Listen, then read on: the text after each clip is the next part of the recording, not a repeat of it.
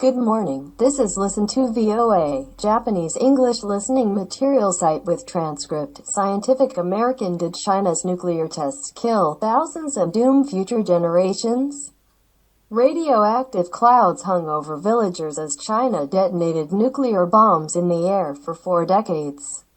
Enver Tohti remembers the week that it rained dust. That summer of 1973, he was in elementary school in Xinjiang Province, China's westernmost region, which is inhabited mostly by Uygurs, one of the country's minority ethnic groups. There were 3 days that Earth fell from the sky, without wind or any sort of storm. The sky was deadly silent, no sun, no moon, he recalls. When the kids asked what was happening, the teacher told them that there was a storm on Saturn. Its Chinese name translates into soil planet. Tohti believed her. It was only years later that he realized it was radioactive dust raised by the test detonation of a nuclear bomb within the province. 3 decades on. Tohti, now a medical doctor, is launching an investigation into the toll still being taken, and one that the Chinese government steadfastly refuses to acknowledge. A few 100,000 people may have died as a result of radiation from at least 40 nuclear explosions carried out between 1964 and 1996 at the Lop Nur site in Xinjiang, which lies on the Silk Road. Almost 20 million people reside in Xinjiang, and Tohti believes that they offer unique insight into the long-term impact of radiation, including the relatively little studied genetic effects that may be handed down over generations. He is establishing the Lop Nur project at Sapporo Medical University in Japan with physicist Jun Takata to evaluate these consequences.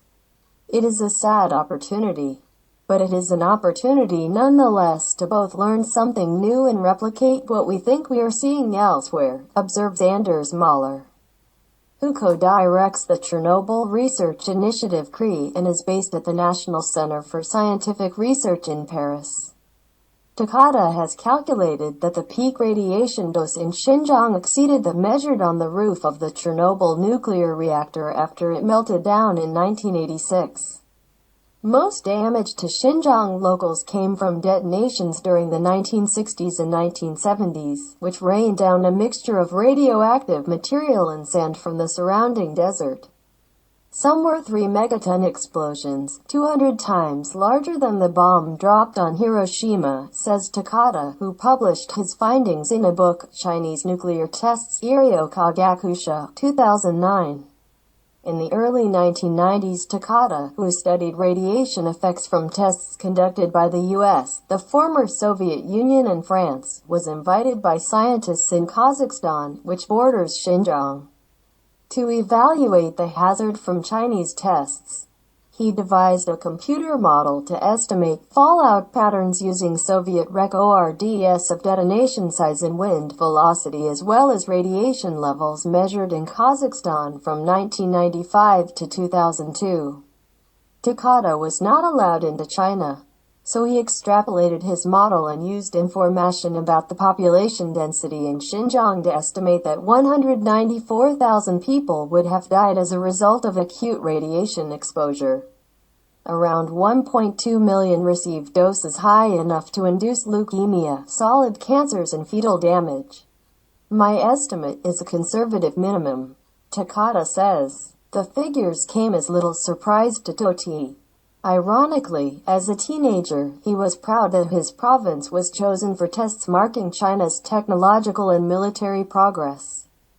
His view changed when he became a physician and saw a disproportionate number of malignant lymphomas, lung cancers, leukemia cases, degenerative disorders, and babies born with deformities.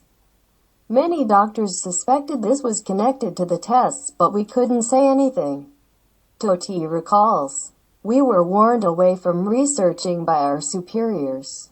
Tohti was only able to speak out in 1998 when he moved to Turkey, ostensibly as part of his medical training.